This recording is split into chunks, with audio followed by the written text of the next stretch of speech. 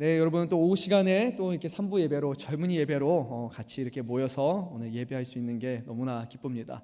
젊은이 예배란 젊은 사람들만 모여서 드리는 예배가 아니라 젊음을 추구하는 사람들이 주님 안에서 젊어지기를 바라는 사람들이 모여서 드리는 예배 맞아요, 그렇죠? 네, 우리 젊은 청년 예배가 아닙니다. 젊은이 예배라고 그래서 저희가 한 겁니다. 그래서 여러분 다 젊으시죠? 네, 마음은 다 28 청춘 아닙니까 저희가. 그래서 다시 한번 찬양도 보면은 우리 한 것보다 조금 더 젊을 수도 있어요. 그리고 예배드리는 형식이나 이런 부분에서도 조금 더 캐주얼하다고 느낄 수는 있지만 다시 한번 젊음을 지향하면서 오늘 10년 좀 젊어지는 시간이 되면 좋을 것 같습니다.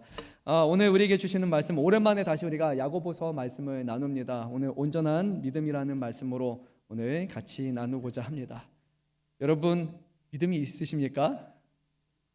네, 장로님 감사합니다. 네, 메아리처럼 드리는 권사님도 감사합니다. 자, 믿음 참 우리에게 늘 고민거리기도 하고 알쏭달쏭한 게 바로 믿음이라는 생각이 또 듭니다. 믿음이 있으신 분들에게는 확실한 믿음이 있으신 분들에게는 그 믿음이 너무나 우리에게 유익하고 그 믿음이 중요하지만 또 약간 모호한 생각을 갖고 있는 분들도 있는 것 같아요.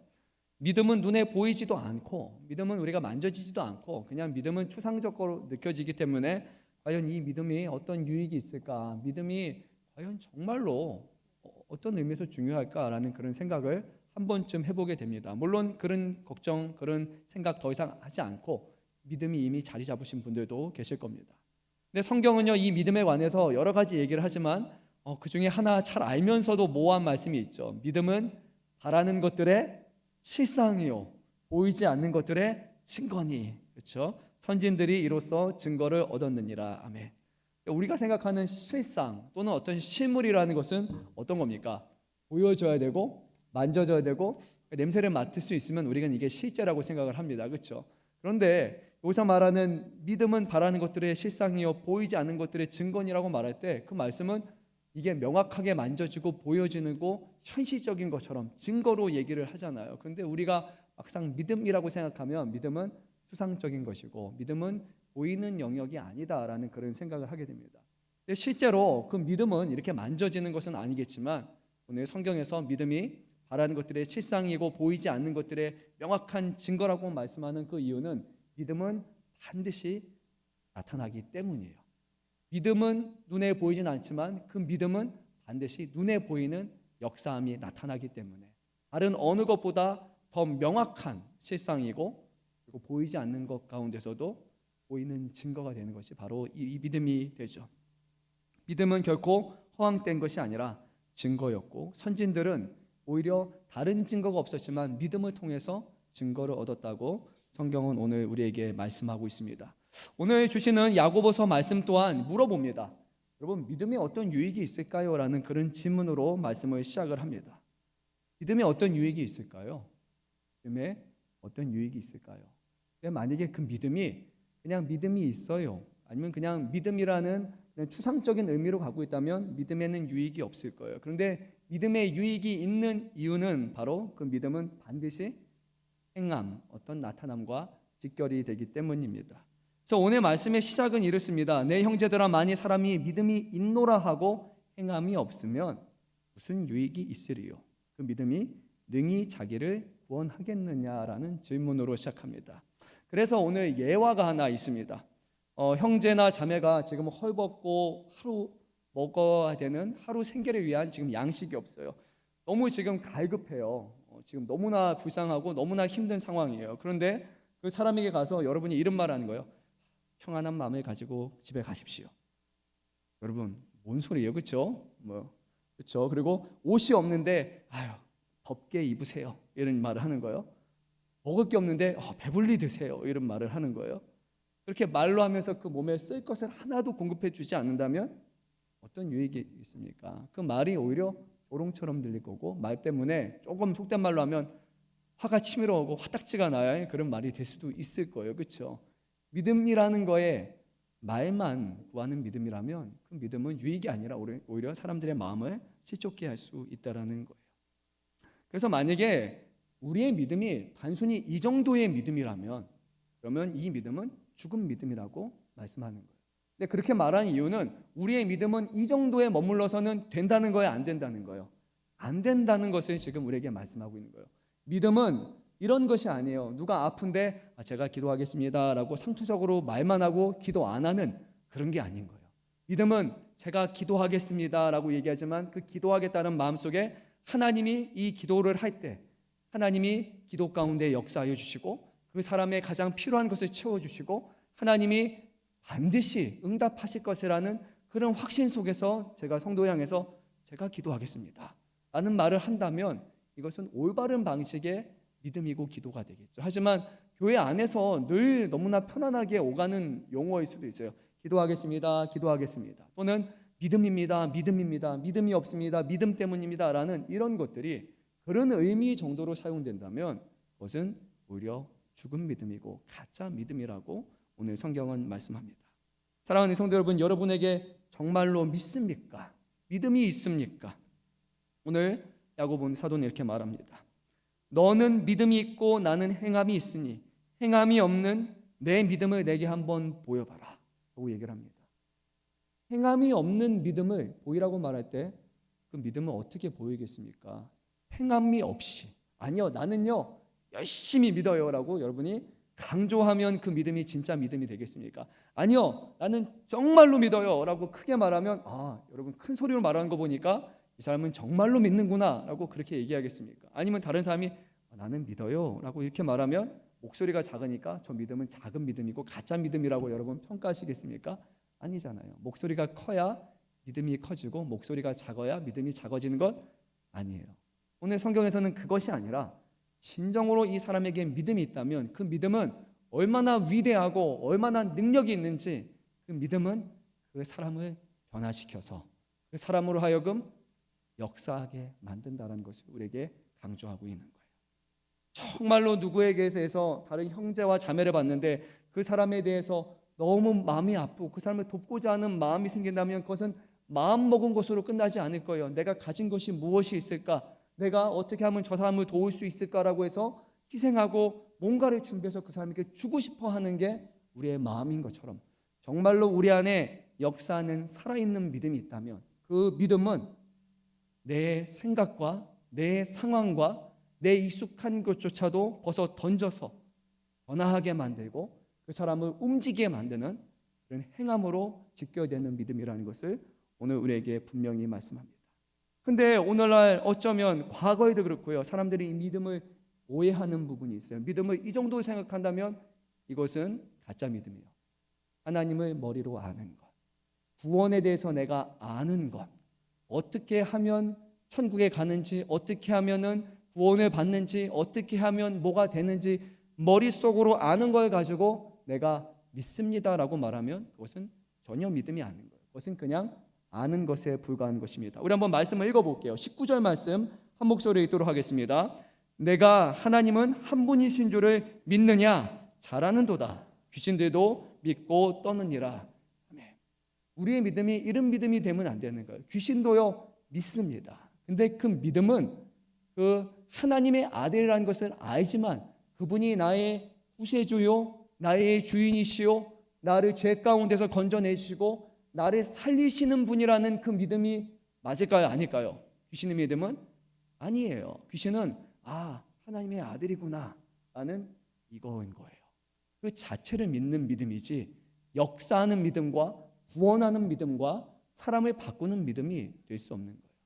이와 같이 우리에게 있는 믿음이 진짜 믿음이라면 그 믿음은 이것이 좋습니다, 그렇게 한 것이 맞습니다라는 것이 아니라 이것이 하나님의 기뻐하신 뜻이라면 우리의 믿음은, 우리 안에 있는 믿음은 우리로 하여금 우리의 육신을 쳐서 복종시키게 만들고 우리의 생각, 우리의 가치관을 변화시켜서 우리로 하여금 그 일에 헌신하게 만들고 그 일에 우리의 삶을 드릴 수 있는 행함으로 우리 자신을 바꾸는 믿음이 될 수밖에 없는 거예요.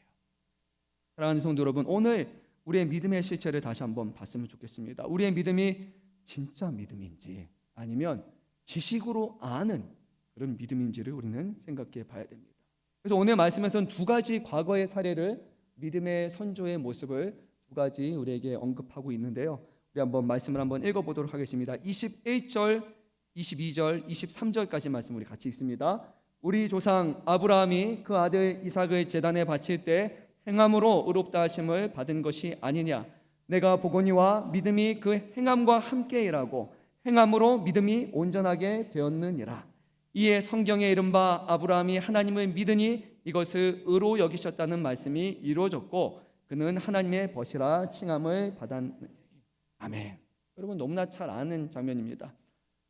하나님께서 약속하신 아들을 주었습니다. 이삭을 몇 세에 주셨습니까? 100세라는 늦은 나이에 아이가 났으니까 기적 중에 기적이고 얼마나 이쁘겠습니까? 이쁘겠죠. 그렇죠? 웃으시는 분이 있는데 제가 뭘 말하는지 알겠죠. 저도 저희 둘째가 너무 이쁘거든요. 첫째는 어리둥절하게 키웠고요. 그때는 이쁘다는 생각 못하고 키웠어요. 그냥. 근데 제가 11살 터울 딸을 낳으니까 왜 우리 부모님들이 왜 그렇게 손주 보면 그렇게 막 눈에 하트 뿅뿅이고 막 이러는지 제가 알겠는 거예요. 그냥 뭐래도 이뻐요, 얘는. 그거를 제가 뒤늦게 깨달았어요. 그런데 여러분, 우리의 나이가 아직 그렇지는 않지만 100세라고 생각해 보세요. 근데 첫 아들이 진짜 생긴 거예요. 조그만한 아기가 생겼어요. 그러면요, 와, 이게 어떤 기쁨일까요? 어떤 걸까요? 그동안 바라오고 기대왔던 이 너무나 이쁜 아이가 정말로 태어난 거예요. 그냥 막 눈에 넣을 수 있을 것 같아요. 제가 보기에는 그렇게 막 이쁜 아이인데 우리 하나님이 뭐라고 말씀하십니까? 바쳐라. 근데 여러분 아시죠? 그 바치라는 용어는요, 그냥 하나님 받으세요가 아닙니다. 이것은 제사적인 의미에서 바치라는 용어였어요. 그러니까 자신의 하나밖에 없는 100세 낳은 그 아이를 이제는 잘 데리고 가가지고 제단에다가 탁 올려놓고 그 다음에 칼을 들어가지고 죽인 다음에 각을 뜨는 겁니다. 뼈와 살을 분리해서 그리고 몸에 있는 내장과 기관들을 다 빼내가지고 불로 태웠을 때 이게 활활 탈 수 있도록 만든 거예요. 여러분 끔찍한 일이에요. 사람을 인신 제사로 드리라는 그 말씀을 하나님이 하신 거예요. 여러분 어떤 생각이 드시겠습니까?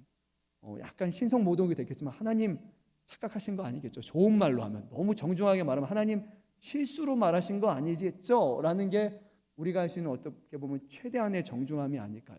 아니면 정말 하나님이 이렇게 좀 과격하신 분들은 그런 말이 나올 수도 있을 거예요. 하나님 한번 나와봐 하면서 이런 말이 나올 분도 어쩌면 있을 수도 있어요. 그만큼 하나님이 요구하시는 것은 상식적으로 불가능한 거. 아니 상식적으로 해서는 안 되는 것을 우리에게 요구하신단 말이에요. 그런데 여러분 그 아브라함의 모습을 보게 되면요. 아브라함이 어떻게 하셨는지 기억나십니까? 기도를 열심히 하고 30일, 40일 금식 기도한 다음에 하나님이 주시는 마음이 아들을 드리라고 하는구나 라고 해서 그렇게 했습니까? 다음 날 일찍 일어나서 바로 자리를 떠서 갑니다. 자식을 바치기 위해서 갑니다. 그게 바로 아브라함의 모습이었습니다. 하나님의 말하심과 하나님의 일하심에 대해서 하나님이 요구하시는 것에 대해서 어떠한 의심과 어떠한 항변을 하지 않았던 이유가 뭘까요? 하나님이 주셨던 약속이 있기 때문이었어요. 하나님이 아브라함에게 이삭을 주신 것은 이삭을 빼앗기 위함이 아니라 너의 자손을 하늘의 뭐와 같이 별과 같이 땅의 모래와 같이 주시겠다고 말씀하셨고 바로 이삭이 하나님께서 약속하셨던 아들이었기 때문에 이 아브라함의 믿음은 하나님이 이 아들을 죽이지 않을 것 아니면 죽어도 반드시 살릴 것이라는 그런 믿음을 갖고 그 아들을 하나님 앞에 내어놓을 수 있었던 거예요. 그래서 나중에 옆에 있는 종들과 같이 가가지고 자기의 아들을 데리고 가는데 마지막에 종들에게 얘기합니다. 나중에 내가 아들하고 다시 되돌아올 거니까 여기서 기다려라고 성경은 그렇게 말씀합니다. 혼자 오는 것이 아니라 어쩌면 그냥 하는 말이라고 누구는 생각할 수 있겠지만 그 말 속에 나타나는 것은 아브라함은 하나님이 산채로 다시 이삭과 되돌아오게 할 것이라는 것을 그는 믿었다는 거예요. 이게 아브라함의 믿음이 되죠. 근데 아브라함의 믿음은 이런 믿음이 아니에요. 말로만 하나님 제가 하나님을 믿습니다. 하나님이 뜻이라면 모든 것이 될 줄 믿습니다. 근데 너의 아들을 바치라. 근데 아들은 아닌 것 같고 다른 것을 얘기하세요라고 아브라함은 제안하거나 하나님의 뜻에 벗어나지 않았어요. 아브라함의 믿음은요. 그것이 하나님의 뜻이라면 그것이 가장 선한 것이고 가장 최고의 것이다라고 그것을 믿었고 그 즉시 결정해서 하나님 앞에 드렸던 것이 바로 아브라함의 믿음이에요. 그의 행함이 있었는데 그 행함은 어디서 나오냐? 그가 하나님과 그 하나님의 약속과 그 하나님의 행하실 일에 대한 확신과 그 믿음 속에서 하나님 앞에 어떠한 순종으로 그것이 이끌어지게 되는 거예요. 그래서 오늘 말씀은 그 행함은 믿음은 아니에요. 그런데 그 행함은 그 사람의 믿음이 진짜 믿음인지 아니면 말로 하는 믿음인지를 가장 잘 보여주는 그런 리트머스지라고 할까요? 그와 같은 겁니다. 믿음이 있습니다. 믿음을 한번 보여주세요. 믿음이 있어요. 나는 예수 믿어요. 말은 믿음이 있다고 하지만 그 사람의 생각과 가치관과 삶의 방식이 믿음이 나타나지 않는 그런 삶인 거예요. 근데 말은 해요. 나 믿음이 있어요. 목사님 잘 몰라서 그렇죠. 그래도 나 믿어요. 나 확실히 믿어요. 예수님 믿어요. 나 천국 갈 거 믿어요. 네, 맞아요. 그 믿음이 있어요. 근데 그 믿음은요, 그 믿음이 진짜 믿음이라면 그 믿음은 사람을 변화시켜요. 그 믿음은 사람을 바꾸는 믿음이에요. 물론 그 안에는 딜레마가 있을 거예요. 내가 믿음으로 변화되기 위해서 그 믿음에 합당한 삶을 살아가기 위해서 내 몸속에 내 생각 속에 막 다투고 고군분투하고 씨름하는 그런 모습은 분명히 있어요. 하지만 그 믿음이 있다면 결국 씨름하고 고군분투하는 과정에서도 삶의 변화가 천천히 찾아오게 되는 것이 믿음이에요. 근데 가짜 믿음과 어쩌면 죽은 믿음과 잠자는 믿음이란 하나님의 말씀과 하나님의 요구하시는 것과 하나님의 기뻐하시는 뜻에 대해서 전혀 동요되지 않고 전혀 그렇게 해야겠다라는 마음도 없이 그냥 이것은 아니에요. 이것은 아닌 것 같습니다 라고 말하면 그 믿음은 조심스럽지만 가짜 믿음이거나 죽은 믿음이거나 아니면 잠자는 믿음이라고 밖에 보여지지 않는, 물론 실제로는 동면 상태지만 진짜 믿음이 있을 수 있지만요, 우리 눈에 보이기에는 그 믿음은 살아 역사하는 믿음은 아니게 됩니다.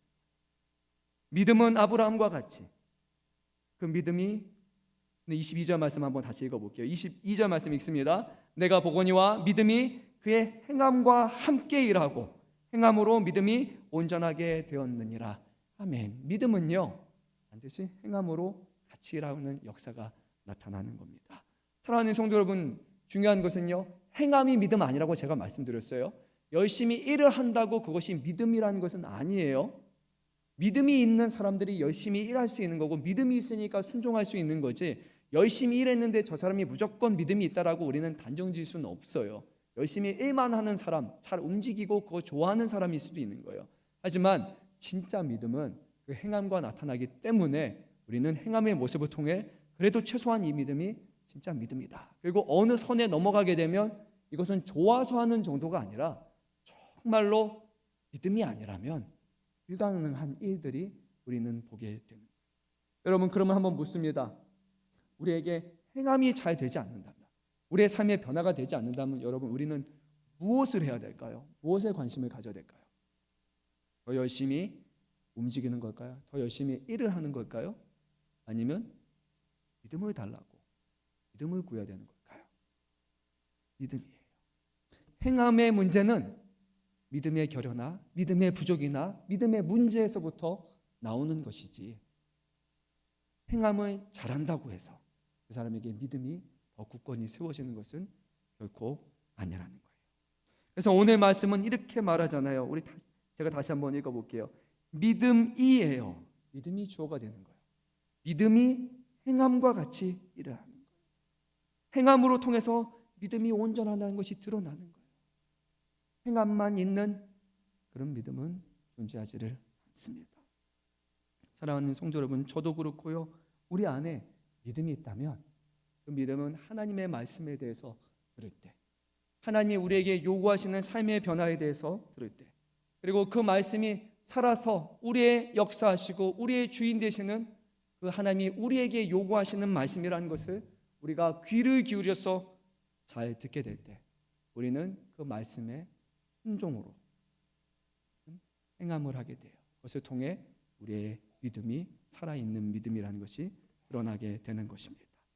아마 저도 그렇고 여러분도 그렇고 우리 안에 이런 게 잘 되지 않아서 어떤 것을 하면 좋을 것 같은데, 정말 내가 한번 이렇게 해보고 싶은데 이렇게 하면 맞는 것 같은데 어떤 신앙의 부분에서 고민하는 부분이 있어요. 근데 여러분 그냥 고민만 하지 마세요.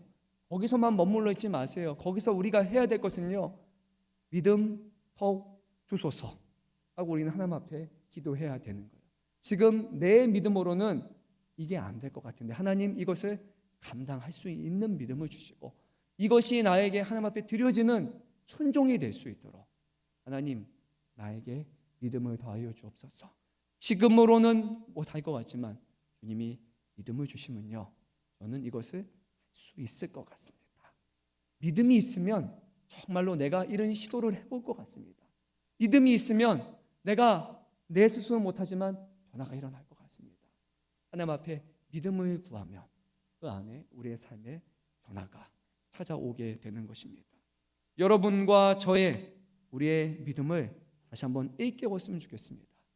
우리의 믿음은 무능력한 믿음이 아니에요. 우리의 믿음은 겨자씨만한 믿음만 있어도 이 산을 들어서 저리로 옮길 수 있는 믿음이라는 것을 우리는 기억해야 됩니다. 이 믿음이 진실된 믿음이라면 그 믿음은 죽은 자를 살릴 수 있는 능력으로 나타나게 됩니다. 한 해를 시작하면서 왜 이것이 안 될까? 왜 이것이 힘들까라는 고민과 아니 나는 못할 것 같아. 나는 이것도 내려놓고 나도 이건 그만둬야 될 것 같고 나는 좀 쉬는 시간이 필요할 것 같고 나는 이제 좀 빠져 있어야 될 것 같고 그런 것이 아니라 우리 믿는 사람들에게 요구할 것은 하나님 믿음을 주셔야 됩니다 라는 것이 우리의 요구가 되겠죠. 어쩌면 제가 이렇게 말하는 것이 저와 여러분 누군가에게 부담이 될 수 있지만요, 저는 확신합니다. 하나님 앞에 믿음을 구할 때 하나님은 그 믿음을 강하게 하셔서 일을 행하게 하신다고 저는 믿어요. 믿음의 사람이 믿음이 더욱더 커지기를 원하시는 하나님이시지 그의 순종과 그의 헌신과 그의 능력이 더 크게 나타나기를 원하시는 하나님이지 줬던 믿음을 빼앗으시거나 그 믿음을 점점 작게 만드시거나 그 믿음이 소멸하게 만드시는 하나님은 결코 우리의 하나님이 아니에요. 우리 하나님은 더 풍성한 것으로 더 좋은 것으로 더 능력의 것으로 주기 원하시는 하나님이십니다. 그래서 사랑하는 성도 여러분, 오늘 다시 한번 우리의 믿음이 얼마나 큰 것인지 주님이 우리에게 주신 이 믿음이라는 것이 얼마나 위대한 것인지를 여러분 깨달았으면 좋겠습니다. 그리고 믿음을 구하십시오. 그러면 그 가운데 하나님의 능력이 우리 삶 가운데 나타날 줄로 믿습니다. 우리 한번 또 말씀을 끝으로 읽도록 하겠습니다. 25절 말씀 한 목소리로 읽습니다. 이와 같이 기생 라합이 사자들을 접대하여 다른 길로 나가게 할 때 행함으로 의롭다 하심을 받은 것이 아니냐. 여러분 잘 아는 라합의 이야기입니다. 어떤 일이 일어났습니까? 정탐꾼을 먼저 보냈는데 거기에 이 여리고 성에 어떤 지를 왔고 그때 이들을 맞아주는 사람이 있었어요. 바로 기생 라합이었습니다. 그가 맞아들었던 이유가 무엇입니까? 하나님에 대한 이들을 이미 들었고 그리고 이미 이 안에 사람들이 동요되었고 떨고 있는 사람들이 있었어요. 그 하나님이 얼마나 위대하신 하나님인지 홍해를 가르치는 하나님이라는 그 하나님과 그리고 능력의 하나님이라는 것을 그들이 나의 하나님이 아닌데도 불구하고 이 라합에게는 이 하나님의 편에 서야 내가 죽지 아니할 것이라는 그런 마음이 있을 만큼 하나님을 향한 믿음이 있었던 거예요. 그래서 그의 믿음은 어떤 일로 역사했느냐? 적군을 도우는 그런 일을 했어요. 그리고 이 사람들을 숨겨가지고 나중에 안전하게 보내서 자신의 성을 무너뜨리는 자기 옆에 있는 동족들을 무너지게 하는 일에 쏟을 만큼 이 라합은 하나님을 향한 경외함과 믿음이 있었던 겁니다. 생명을 거는 믿음이 바로 라합의 믿음이었던 것을 보게 됩니다. 믿음은 이 정도의 역사가 나타납니다. 믿음은 살고 죽느냐의 문제에 있어서 하나님을 믿고 자신의 생명까지 내어놓을 수 있는 정도의 역사는 힘이 크다는 것을 우리는 기억해야 됩니다. 우리 26절 읽습니다. 영혼 없는 몸이 죽은 것 같이 행함 없는 믿음은 죽은 것이니라. 아멘. 영혼이 없는 분 계십니까? 영혼 없는 말과 영혼 없는 표현들은 있을 수 있지만 영혼이 없으면 우리는 죽죠. 하나님이 우리를 창조하실 때 우리의 육신과 영이 우리 안에 거하게 하신 것, 그것이 바로 우리 사람이라는 거예요. 우리는 영으로만 존재하는 것도 아니고 우리는 영과 육을 같이 입는 존재이기 때문에 마지막 날 우리의 궁극적인 부활 또한 영으로서의 부활이 아니라 우리의 영과 죽은 육신이 다시 결합되어서 주님과 함께 신령한 몸으로 되는 것이 바로 우리 사람의 진정한 마지막 날의 부활이 되죠. 영이 없는 몸은 죽은 것이라고 말할 수 있어요. 그렇다면 행함이 없는 믿음은 어떤 걸까요? 오늘 말씀에 비춰볼 때 죄송하지만 또한 두렵지만 이 믿음은 죽은 믿음이라고 성경은 말씀합니다. 우리의 믿음은 죽은 믿음입니까? 아니면 우리의 믿음은 살아 역사하는 믿음입니까? 믿음 때문에 우리는 무엇까지 하실 수 있겠습니까?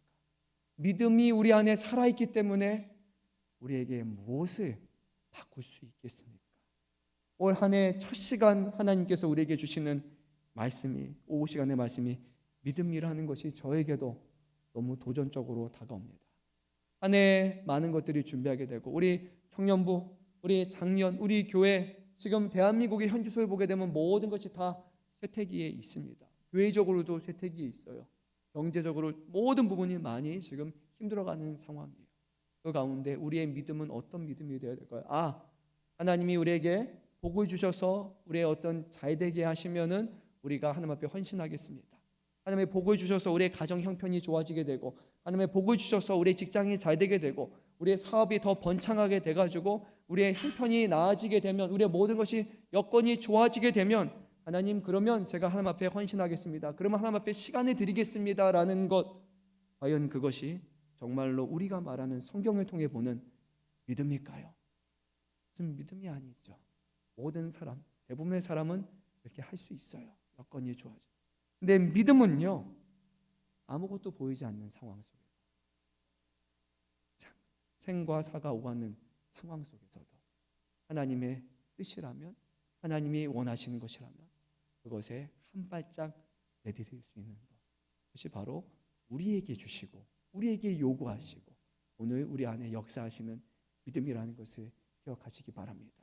그래서 믿음은요, 우리의 가정이 형편이 더 어려워지기도 하고, 우리의 삶의 질이 혹여라도 더 떨어질 수도 있고, 우리의 건강이 점점 안 좋아져서 악화돼서 무너진다 할지라도, 우리가 갖고 있는 시간이 점점 사라져 간다 할지라도, 우리의 사업과 우리의 직업과 우리의 일상에 문제가 생긴다 할지라도, 그래도 불구하고 하나님 앞에 헌신하고 하나님 앞에 우리의 삶을 드리고, 상황과 어떤 환경에 변하지 않는 욥과 같이 온전히 하나님 앞에 올곧은 모습으로 나아가는 것이 바로 이 믿음이라는 것을 우리가 다시 한번 기억했으면 좋겠습니다. 오늘날 많은 사람들이 교회를 향해서 지탄하는 이유는 바로 여기일 겁니다. 교회 다니는 사람들은 다 기본적인 전제가 뭡니까? 예수를 믿어요. 우리는 구원을 받는다고 생각을 합니다. 그런데 세상 사람들 볼 때는 우리의 믿음은요, 다는 아니지만 행함이 없는 믿음처럼 보이기 시작합니다. 정말로 이 사람들이 예수를 믿는 사람이라면 예수에게 삶을 맡기고 예수를 의지해야 되고 하나님의 방식으로 일해야 될 것 같은데, 세상에서 오가는 일들을 보게 되면 믿는 사람이나 믿지 않는 사람들이나 하는 방식에 별 차이가 없게 된다면, 그는 과연 우리를 향해서 당신은 정말로 믿음이 있는 사람이라고 얘기할 수 있겠습니까? 믿음은 불가능한 가운데서도 가능케 하는 것이 바로 믿음이지 않습니까? 어쩌면 세상이 우리를 향해서 더 객관적으로 바라볼 수도 있는 거예요. 우리의 믿음을 다시 한번 돌아봤으면 좋겠습니다. 사랑하는 성도 여러분, 올 한 해 이 말씀이 우리에게 불편한 말씀이거나 우리에게 어떤 책망의 말씀이 아니라 정말로 하나님 맞아요, 맞습니다. 하나님, 믿음은요 이만큼 위대해요. 믿음을 구하고 믿음으로 하나님 앞에 나아갔더니 정말로 믿음의 역사가 나타나고요, 믿음은 정말로 바라는 것, 우리가 보고 싶어하는 모든 것에 가장 확실한 실상이고 증거였어요. 믿음으로 나아갔더니 그것이 현실이 되었고, 믿음으로 되었더니 상황이 바뀌었어요. 믿음으로 나아갔더니 불가능한 것이 정말로 되는군요. 문제가 믿음이었군요 라고 고백할 수 있는 일들이 우리 안에 날마다 일어날 수 있기를 바랍니다. 사랑하는 성도 여러분, 하나님이 우리에게 주신 게 바로 그 위대하고 그 대단한 믿음입니다. 우리의 믿음이 하나님 앞에 인정받고 죽은 믿음이 아니라 살아있는 믿음이요, 살아 역사하는 믿음이요, 하나님이 예수님이 기뻐하시고 인정하실 만한 그런 믿음으로 다시 한번 세워질 수 있기를 우리도 기도하시고 또 주님 앞에 믿음으로 한 발짝 한 발짝 내딛어 가시는 저와 여러분 되시기를 간절히 소망합니다. 그래서 올해 오전 시간에도 했던 것처럼 여러분 우리의 믿음을 위해서 끝나신 줄 알았죠. 네, 믿음을 위해서 여러분 하지 않았던 것 한번 도전해 보십시오. 여러분 드리지 않았던 예배일 수도 있고 집에서 보지 않았던 성경일 수도 있고 기도하는 척하고 기도하지 않았던 우리의 모습일 수도 있고 삶의 문제 앞에 하나님을 의지하지 않았던 우리의 순간과 우리만이 아는 하나님과 우리만이 아는 그런 모습이 있다면 여기에 머물러 있는 것이 아니라 정말로 변화를 위해서 한 발짝 내딛어 가시고 그러면 홍해가 갈라지듯이 한번 믿음으로 나아가는 그곳에 분명히 하나님이 우리를 사용하시고 힘주시고 복주시고 능력을 주셔서 일이 이루어지게 하실 줄로 믿습니다. 정말로 믿습니다.